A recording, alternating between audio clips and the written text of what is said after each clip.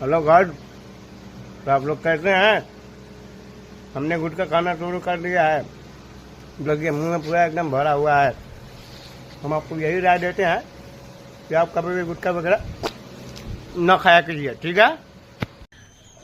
देखिए अब तो हम बड़े हो गए हैं, गुटखा वगैरह खाना बहुत बुरी बात है, ठीक है? तो कभी भी खाया मत कीजिए। और ये देखिए हमारे चाचा जी हमें वीडियो बनाते हुए देखकर हंसी आ रही, उनको देखिए। हाय कीजिए, हाय। हाय कीजिए, ऐसे ऐसे करो ना। हाँ बेहतरीन।